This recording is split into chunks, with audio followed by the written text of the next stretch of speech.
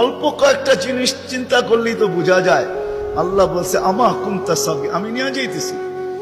বিমুখ যখন হয়, আল্লাহকে যখন ভুলে, সবকিছু পাওয়ার পরেই মানুষ আল্লাহকে ভুলে, আল্লাহ কাছের থেকে আয়সা বলে আমা কুনতা মা আম্মাহিনা, তুই কি নিকৃষ্ট পানির ফোঁটা ছিলি না? ফামান জাআলাকা দামা, তোকে রক্তে কে রূপান্তরিত করলো? ওমান জাআলাকা মুদগা, তোকে রক্তপিণ্ড থেকে রূপান্তরিত করলো। ওমান জাআলাকা ইযামা, তোর কঙ্কালটা কে তৈরি করলো? ওমান কাসা আলাইহি লাহমা, এত সুন্দরভাবে নিখুঁত ভাবে গোশতের আর চামড়ার আবরণ কে সাটায়া দিল? কে লাগায়া দিল? গোশতের আর চামড়ার আবরণ কে চড়ায় দিল?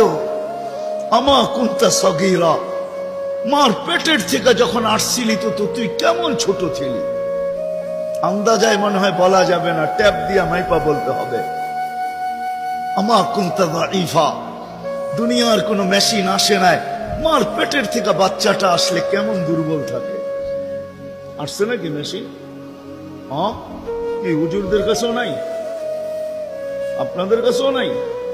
নাই? দুনিয়ার কোন টেকনোলজি আলাদের কাছে নাই। আমা কুনতা জাহিলা ফামান আল্লামাক, তুই কি অজ্ঞ ছিলি না?